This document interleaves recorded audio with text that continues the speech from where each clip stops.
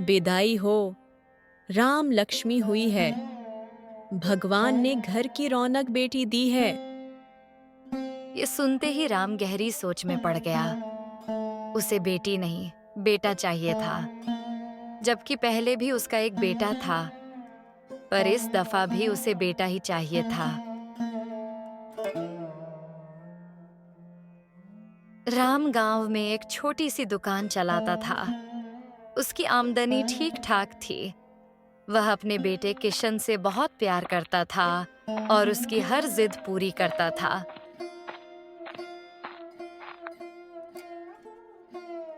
वह अपनी बेटी से न तो मोहब्बत करता था और न ही उसे कोई तवज्जो देता था। वह बस अपने बेटे का ही ख्याल रखता और उसकी हर खुशी पूरी करता था। लेकिन उसकी पत्नी नंदा अपनी बेटी लक्ष्मी से बहुत प्यार करती थी, ताकि उसे कभी बाप की मोहब्बत की कमी महसूस न हो। लक्ष्मी अक्सर अपनी माँ से पूछती, माँ, पिताजी मुझसे प्यार क्यों नहीं करते? वे तो बस मुझ पर गुस्सा करते हैं। वो तो सिर्फ किशन से ही प्यार करते हैं। उसकी माँ हमेशा खामोश ही रहती। वह उसकी मासूम बातों का क्या जवाब देती? लक्ष्मी भी अब स्कूल की उम्र को पहुंच गई थी। वह अपने भाई किशन को स्कूल जाते देखकर दुखी हो जाती थी।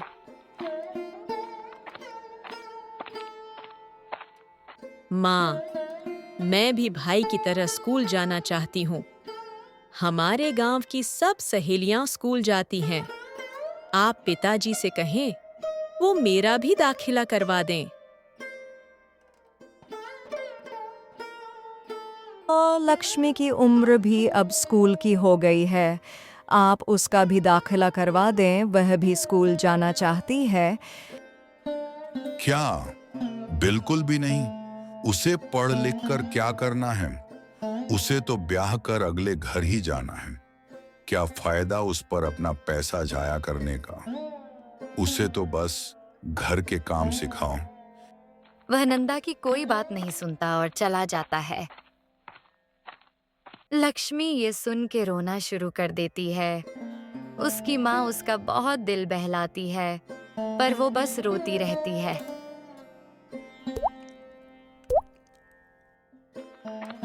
वो भी दूसरे बच्चों की तरह पढ़ लिख कर कुछ बनना चाहती थी।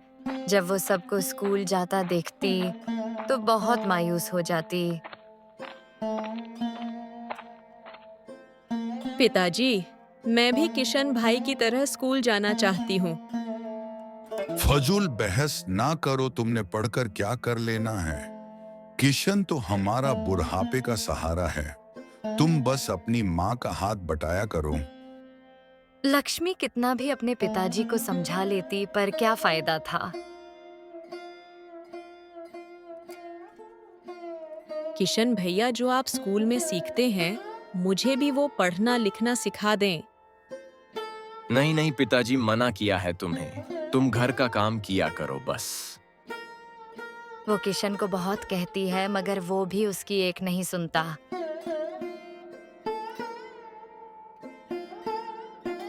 लक्ष्मी अपनी सहेली रानी को उसको लिखने पढ़ने के लिए कहती है। वो मान जाती है। लक्ष्मी रोज शाम को रानी के घर जाती। रानी जो कुछ स्कूल में सीखती, वो लक्ष्मी को सिखाती। वो दोनों बचपन की पक्की सहेलियां थीं।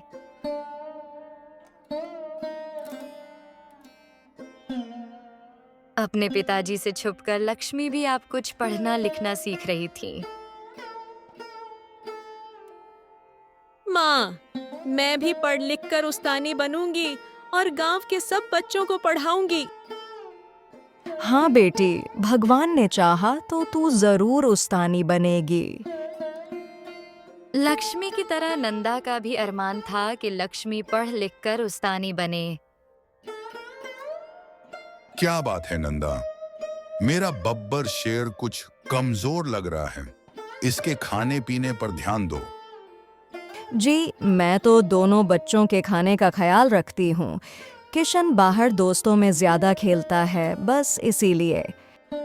किशन का खास ख्याल रखो, ये हमारा इकलौता वारिस है, आखिर हमारे बुढ़ापे का सहारा जो है।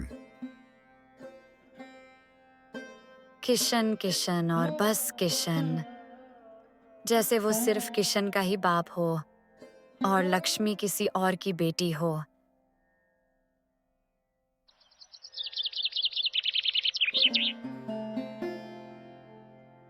अगली सुबह राम नंदा से किशन को मेले पर साथ ले जाने के लिए तैयार करने को कहता है।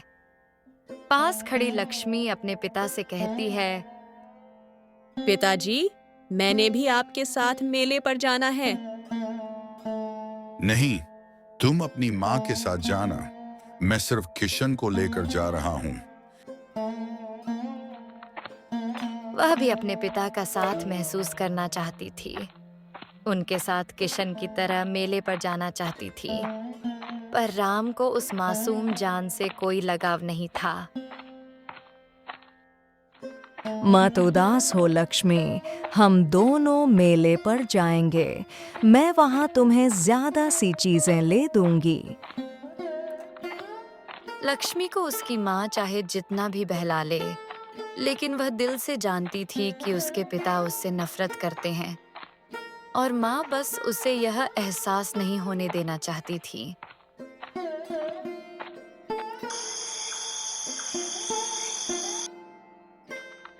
रात को दुकान से वापसी पर राम किशन के लिए नए कपड़े लाता है। पास बैठी लक्ष्मी पिता का यह सलूक देखकर उदास हो जाती है। उसे भी तो नई चीजों की बड़ी तमन्ना थी, पर राम हमेशा की तरह बस किशन किशन और बस किशन।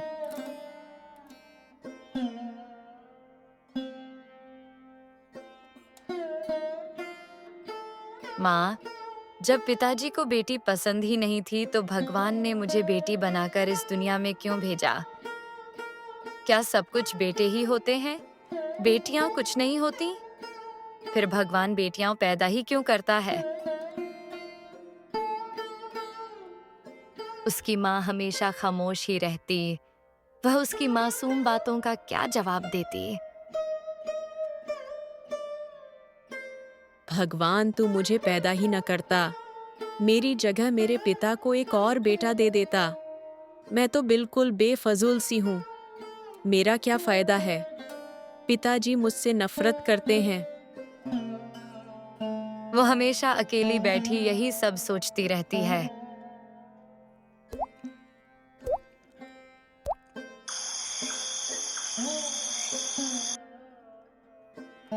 रात को लक्ष्मी की माँ उसका दिल बहलाने के लिए उससे कहती है, मेरी प्यारी बेटी, तुझे शौक है ना? तू बस दिल लगा कर पढ़। जब तू पढ़ लिख कर कुछ बन जाएगी ना, तब देखना तेरे पिता को तुझ पर गर्व होगा।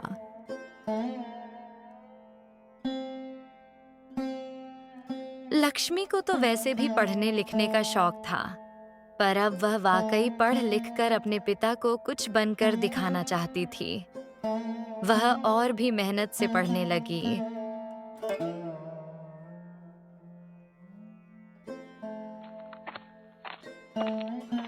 अपने पिता और किशन के घर से जाते ही वह दिल लगाकर पढ़ना शुरू कर देती। उसकी माँ उसका बहुत ख्याल रखती।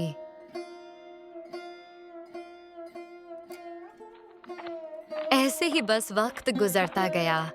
अब लक्ष्मी और किशन जवान हो गए थे। किशन पिता का बहुत लाडला था, पर पढ़ाई में जरा कमजोर था, जबकि लक्ष्मी बहुत ज़हीन, संस्कारी और पढ़ाई में भी बहुत आगे थी। उसने पिता और भाई से छुपकर प्राइवेट तौर पर काफी तालीम हासिल कर ली थी।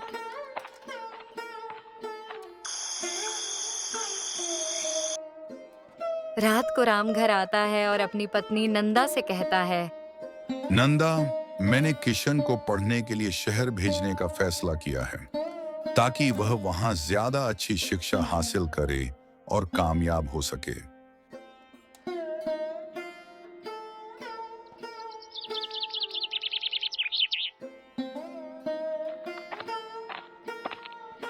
अगले दिन सब घरवाले किशन को शहर के लिए रवाना करने जाते हैं।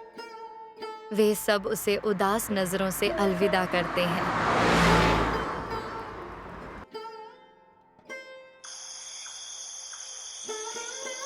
रात को राम घर आता है और अपनी पत्नी नंदा से कहता है, किशन के बिना तो घर बहुत सूना लग रहा है। मेरा दिल नहीं लग रहा है उसके बिना। मैं भी उसको अभी से ही याद करने लगी हूँ।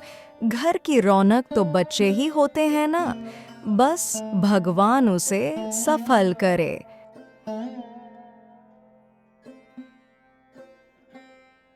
माँ, आज मेरी परीक्षा है। आप मेरी सफलता के लिए प्रार्थना करना। हाँ बेटी, भगवान तुम्हें जरूर सफल करेंगे। एक सुबह नंदा राम से कहती है, राम, घर में सारा राशन खत्म हो गया है। आप शाम को सामान लेते आना। नंदा, इस बार ज्यादा पैसे किशन को भेजे हैं। थोड़ा सब्र करो, मैं ले आऊंगा। यह कहकर वह अपनी दुकान के लिए निकल पड़ता है।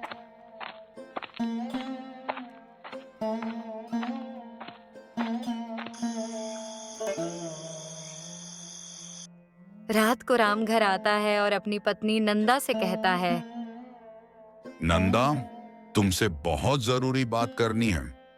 मैं लक्ष्मी का रिश्ता तय करके आया हूँ। तुम उसकी शादी की तैयारी शुरू करो। राम, यह क्या कह रहे हैं आप?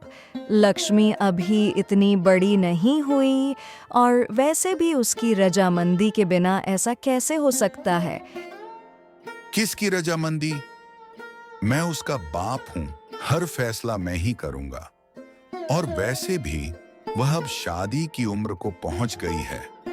बस जल्दी ही वह अपने घर की हो जाए। नंदा उसे बहुत समझाने की कोशिश करती है, पर राम ने सारी जिंदगी अपनी मर्जी और अपने ही फैसले किए हैं। वह किसी की नहीं सुनता।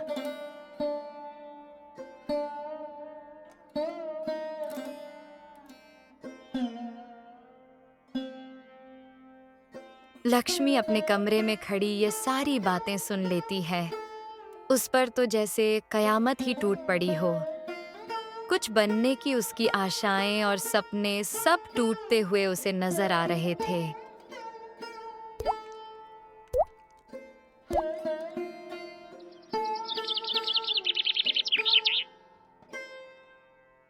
मत उदास हो मेरी प्यारी बेटी, मैं तुम्हारे पिता से दोबारा बात करूंगी। नंदा लक्ष्मी को बहलाने की बहुत कोशिश करती है, पर वह भी जानती थी कि राम के आगे किसकी चली है। वह हमेशा अपनी ही मर्जी करता है।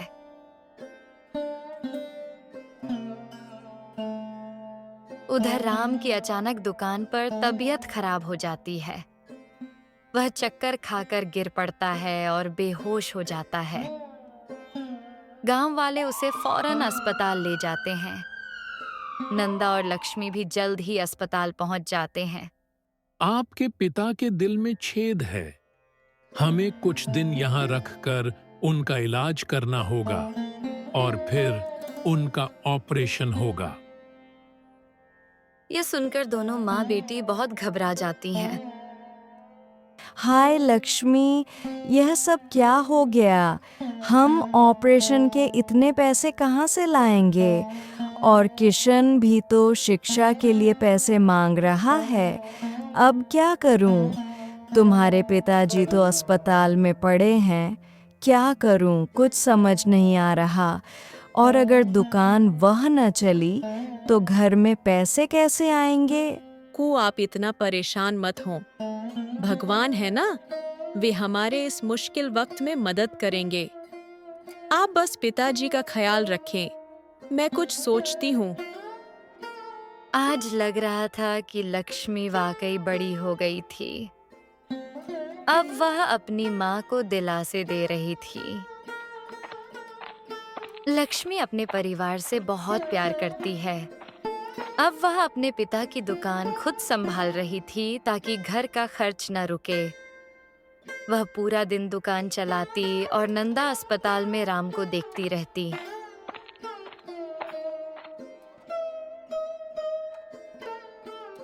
नंदा, किशन को बुलाओ, मुझे उससे मिलना है। और घर का खर्च कैसे चल रहा है? दुकान तो बंद हो। आप बिल्कुल फिक्र न करें, किशन को खबर दे दी है और दुकान तो लक्ष्मी संभाल रही है। वह पूरा दिन दुकान पर ही रहती है, आखिर घर भी तो चलाना है। यह सुनकर राम हैरान रह जाता है।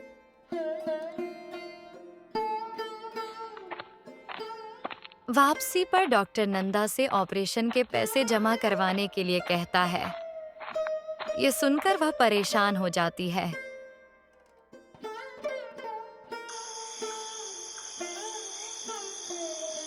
लक्ष्मी, आज डॉक्टर ने ऑपरेशन के पैसे जमा करवाने के लिए कहा है और ऑपरेशन से किशन को भी पैसे भेजने हैं। मैं बहुत परेशान हूँ। माँ, आप चिंता न करें, मैंने कुछ सोचा है। 1-2 दिन में कुछ करती हूँ। अब वह अपनी माँ को दिलासे दे रही थी।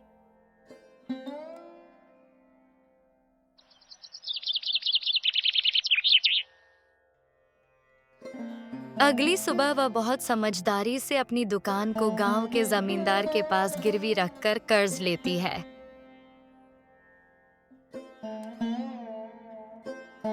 वह किशन को भी पैसे भेज देती है और अपने पिता का ऑपरेशन भी करवा लेती है। माँ, मेरी स्कूल में नौकरी लग गई है। अब मैं भी अध्यापिका बनूंगी। मैं बहुत खुश हूँ माँ। जैसे उसने सारे मसले ही हल कर दिए हों। वह आज इतनी खुश थी। उसे अपने जीवन की बड़ी कामयाबी मिली थी।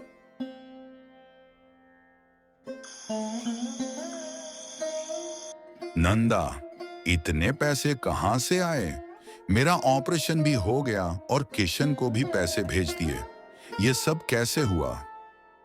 नंदा राम को सारी बात बताती है। वह लक्ष्मी की बहादुरी सुनकर हैरान हो जाता है।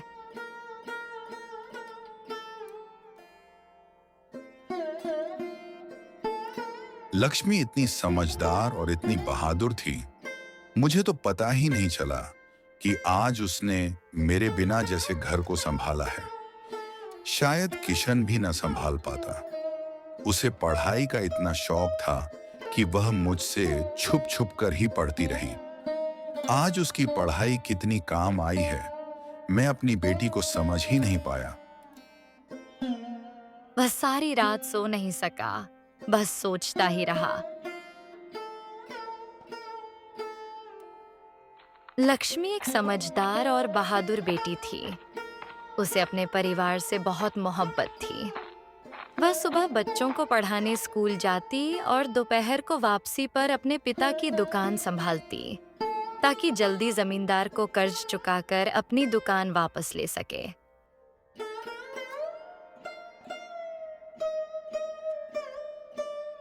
एक दिन अचानक किशन किसी लड़की के साथ घर आता है। सब उसे देखकर हैरान हो जाते हैं। वह कहता है, प्रणाम पिताजी, प्रणाम माँ। आप तो अब अच्छे लग रहे हैं। यह मेरी पत्नी है। मैंने उसे शहर में शादी कर ली। हालात ही ऐसे थे कि आपको बुलाने का मौका नहीं मिला। क्या बेटा, तूने शहर में शादी कर ली और हमें बताया भी नहीं? पिताजी, वो कुछ हालात ही ऐसे थे। वैसे भी मैं कोई बच्चा तो नहीं हूँ जो हर बात आप लोगों से पूछता फिरूं। यह सुनकर राम और नंदा दुखी हो जाते हैं। उन्हें यकीन नहीं आता कि किशन इतना बड़ा कदम अकेले उठा सकता है।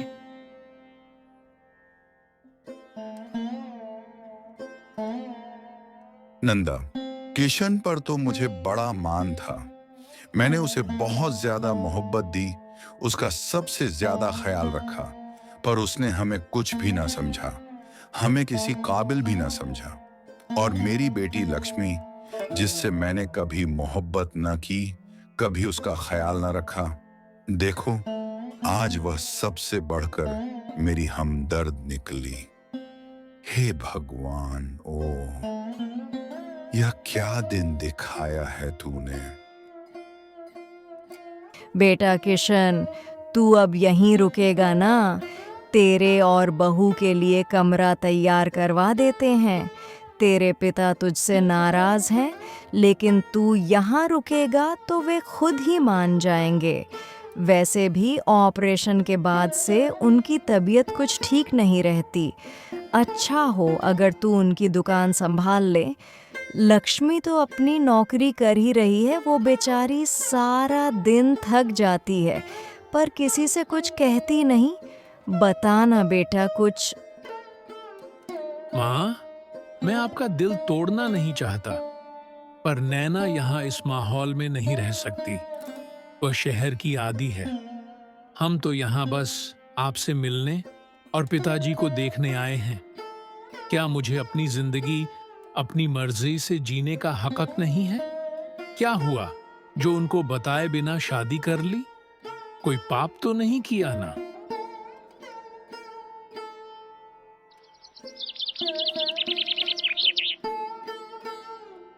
अगली सुबह किशन और उसकी पत्नी नैना शहर वापस चले जाते हैं। किशन अब परदेस सा हो गया था।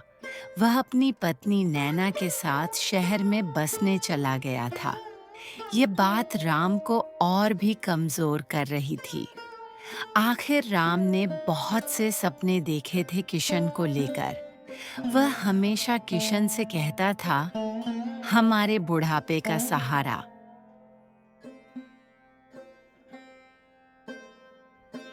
पिताजी, ये आपकी दवाइयाँ हैं।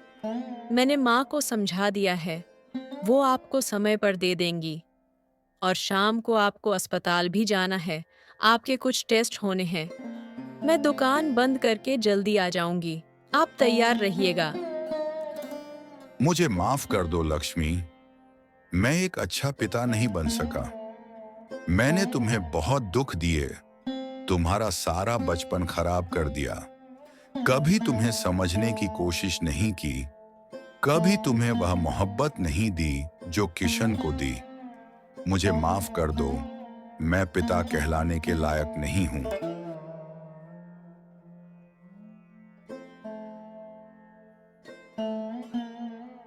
पिताजी, मैंने हमेशा आपसे बहुत मोहब्बत की है। जो कुछ बीत गया, मैं वह सब भूल गई हूँ। आप भी भूल जाइए पिताजी। मैं हमेशा मरते दम तक आप दोनों की सेवा करूंगी, आप दोनों के पास ही रहूंगी।